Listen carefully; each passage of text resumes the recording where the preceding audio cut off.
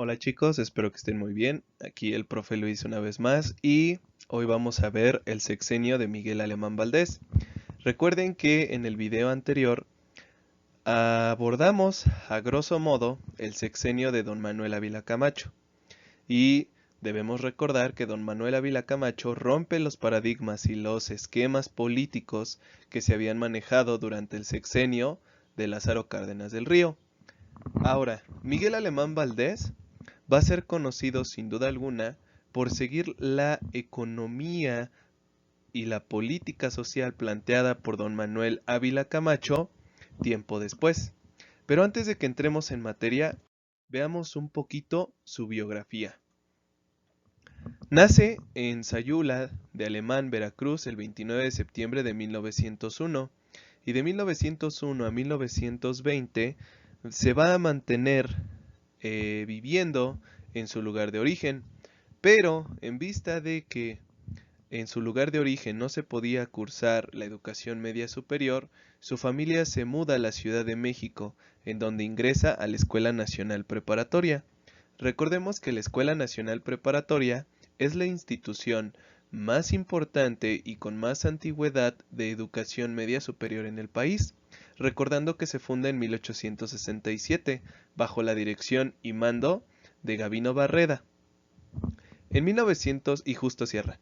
En 1925 se matricula en la Escuela Nacional de Jurisprudencia y ahí es donde lo van a nombrar sus compañeros, ¿no? Como el pajarito. ¿Por qué le decían el pajarito? Pues por su perfil un poco afilado y también porque era bastante juguetón con sus compañeros. Por consiguiente se vuelve un personaje bastante icónico dentro de su círculo social, que más adelante veremos cuál es el papel que juega este círculo social en su presidencia. El 1 de diciembre de 1936, bajo la tutela de don Lázaro Cárdenas del Río, gana la gubernatura de Veracruz, y es ahí cuando empieza su carrera política de forma más potenciada. Antes de esto había hecho la pelea o la elección por ser diputado federal, por representar a Coatzacoalcos, etcétera, en Veracruz, pero no se le toma en cuenta hasta el 1 de diciembre de 1936. Ahora, aquí abro un paréntesis, hijos. Miguel Alemán Valdés no solo va a ser una figura política, como lo fue don Manuel Ávila Camacho, don Lázaro Cárdenas del Río, Pascual Ortiz Rubio, etcétera, sino más bien es una figura económica y empresarial. Él se va a dedicar a los bienes y raíces en México, en específico en la Ciudad de México. Por consiguiente va a tener una economía holgada. De hecho, en sus palabras, eso le va a permitir centrarse aún más en el ámbito político. En 1940, ya con la fama que había ganado políticamente siendo gobernador de Veracruz, don Manuel Ávila Camacho primero lo va a nombrar jefe de campaña. Y recordemos que don Manuel Ávila Camacho va a ganar en supuestos fraudes electorales. Por consiguiente, como premio a Miguel Alemán Valdés, lo nombra secretario de Gobernación. Aquí abro otro paréntesis, hijos. Por lo general, desde 1940 hasta 1988, la mayoría de los presidentes iban a ser secretarios de gobernación. Seguimos.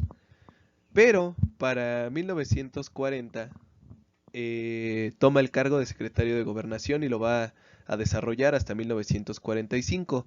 En 1945 él mismo también va a iniciar su campaña presidencial y posteriormente va a tomar el cargo de presidente de nuestra nación.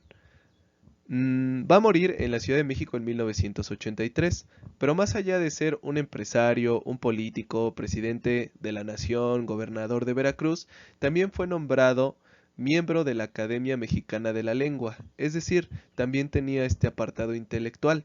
Volvemos a lo mismo, él decía que el estar bien económicamente le permitía enfocarse en otros ámbitos con mayor seguridad y eficacia. Centrémonos ahora en su presidencia. Lo primero que tenemos que analizar es que modifica el artículo 27 constitucional. Con ello, va a seguir la política agraria de don Manuel Ávila Camacho, en la que se alejan de las necesidades de los campesinos y de los indígenas y empiezan a estructurar el campo a través de grandes terratenientes. De hecho, muchos de los problemas y revueltas sociales que tuvo Miguel Alemán Valdés se deben al descontento que tenían los campesinos con respecto a su política agraria. También va a crear la Confederación Nacional de Organizaciones Populares, auspiciada en ese entonces por el Partido Nacional Revolucionario, actualmente Partido Revolucionario Institucional. ¿Qué se quería con esto?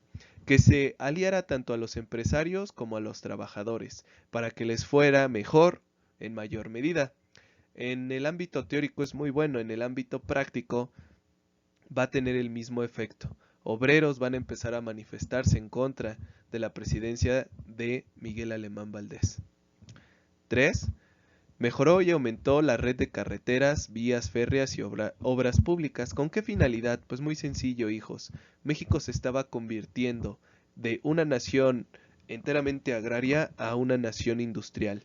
Y las industrias necesitan redes de transporte que puedan mover la mercancía necesaria para poder seguir ese crecimiento industrial. Y por eso es que se apuesta por mejorar la infraestructura en México. Tal es el caso, por ejemplo, del puerto de Mazatlán o el puerto de Altamira en Tamaulipas. También crea los sistemas de riego y creció el reparto agrario. Aquí tenemos que ser conscientes con algo. El reparto agrario se da, pero no en tierras que fueran altamente productivas para los campesinos de escasos recursos. Ahora, las tierras a las que se les estaban dando y otorgando sistemas de riego eran exclusivamente a las tierras de los terratenientes. Y eso nos deja como legado de Miguel Alemán Valdés, que se apuesta por la inversión privada antes que la política popular.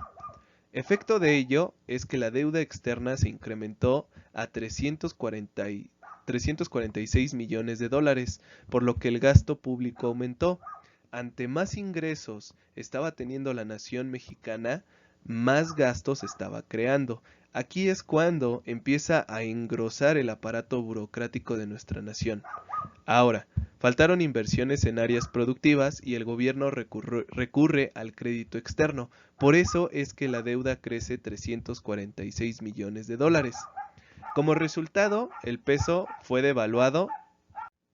Como les mencionaba, el peso fue devaluado en un 90% y se cotiza a 8.65 pesos por dólar. Es decir, empieza la caída en picada de nuestro peso mexicano. ¿Qué es lo que nos lleva ahí? Tenemos que hacer una reflexión. En muchas ocasiones, la política económica difiere en gran medida de la práctica económica. Es decir, en el ámbito teórico, las propuestas son buenas, pero en el ámbito práctico no se llevan al 100%. Seguimos. Otro de los ámbitos que se van a desarrollar durante su presidencia es que se reforma el artículo 3 de la Constitución, con la finalidad de acabar con el analfabetismo en nuestro país. Ese es uno de los graves problemas que tenía México para ese entonces en el ámbito educativo.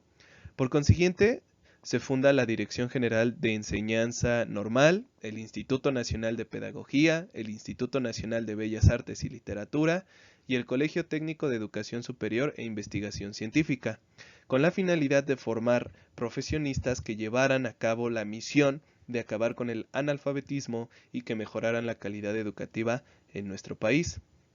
También se inauguraron las primeras instalaciones de la ciudad universitaria. Recordemos que hasta antes se había hecho un esfuerzo por reunir en un solo espacio todas las facultades de la Universidad Nacional Autónoma de México, pero es hasta con Miguel Alemán Valdés que se logra este esfuerzo. 3.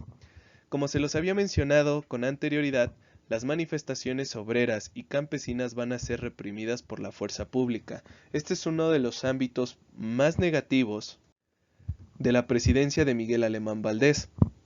Por ello es que la legitimidad y credibilidad de su gobierno fueron bajando conforme a la opinión popular iba cambiando. Cuarto, Se crea un comité de actividades anticomunistas. Hijos, hay que recordar que para este entonces, para esta presidencia que va de 1946 a 1952, está en auge la Guerra Fría. Esto lleva a que los presidentes de México empiecen a tomar un bando no oficial. Ojito, no oficial. ¿Por qué?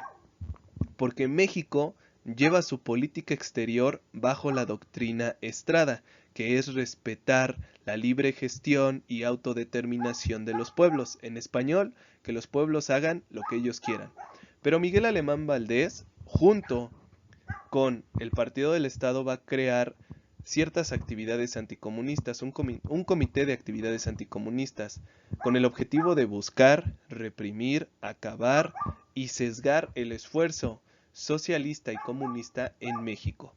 Por eso es que les comentaba desde hace tiempo que la oposición en México no fue más que una mera pantomima hasta el año 2000, porque antes de eso existía el Partido Comunista y se fundó en 1919, pero tampoco tuvo un peso importante.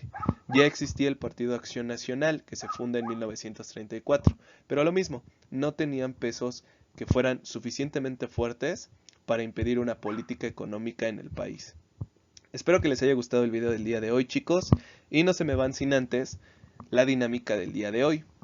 Por favor, quiero que me identifiquen cuál fue la política económica, la política social, la política educativa y la política agraria de Miguel Alemán Valdés. Vuelvo a repetir, política económica, política social, política agraria y política educativa. Espero que les haya gustado el video, nos vemos hasta la próxima. Recuerden que ahora lo tienen que subir en fotografía, ¿no? En el apartado de comentarios le toman una fotografía a su apunte y lo adjuntan al apartado. Nos vemos.